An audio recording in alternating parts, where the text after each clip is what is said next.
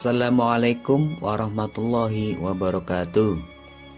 Apa kabar anak-anakku yang soleh dan solihah? Semoga kalian semua dalam keadaan sehat dan selalu berada dalam lindungan Allah Subhanahu wa Ta'ala. Kembali kita belajar dari rumah dengan mata pelajaran Pendidikan Agama Islam dan Budi Pekerti. Baiklah anak-anak sekalian, marilah terlebih dahulu kita awali dengan berdoa kepada Allah Subhanahu wa Ta'ala. Semoga kita diberi kemudahan dan ilmu yang bermanfaat. Bismillahirrahmanirrahim. Rabbi zidni ilma warzuqni fahma. Amin. Nah, ini adalah materi yang akan kita bahas ya, yaitu tentang sekilas pengenalan Quran Surat Al-Kafirun.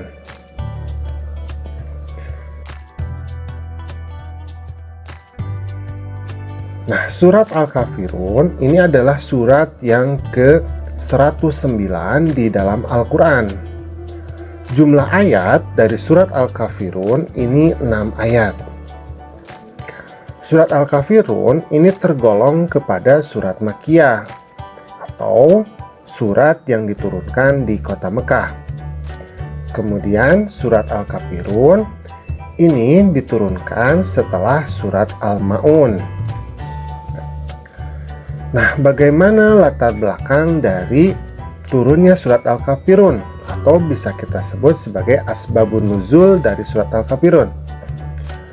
Nah, pada suatu ketika Nabi Muhammad menyebarkan ajaran Islam kepada kaum kafir Quraisy, maka muncul kegelisahan di antara kaum kafir Quraisy.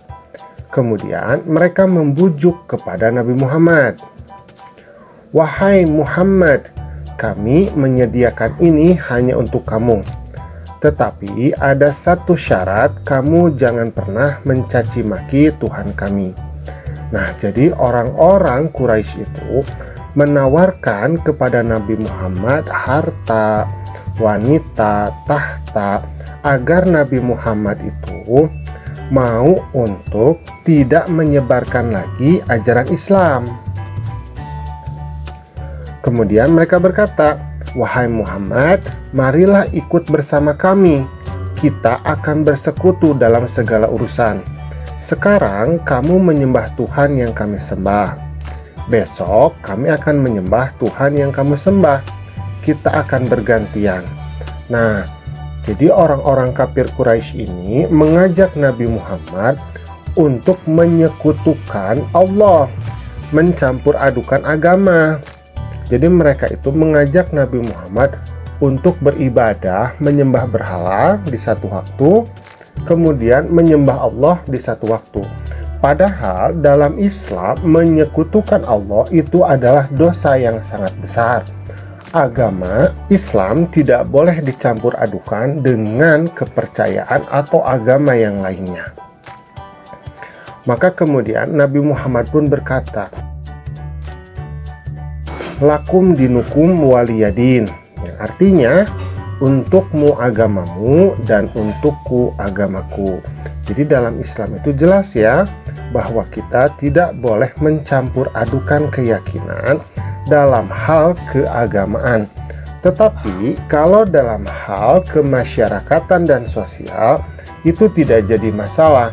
Kita boleh bertoleransi dengan orang yang tidak seakidah atau seagama dengan kita. Misalkan berjualan, atau misalkan dalam pariwisata, bertetangga, itu tidak jadi masalah. Tetapi kalau dalam hal keagamaan, itu tidak boleh. Nah, alhamdulillah, pembelajaran kita pada kesempatan kali ini sudah selesai. Semoga kita selalu terjaga dalam keimanan dan ketakwaan kepada Allah Subhanahu wa Ta'ala. Assalamualaikum.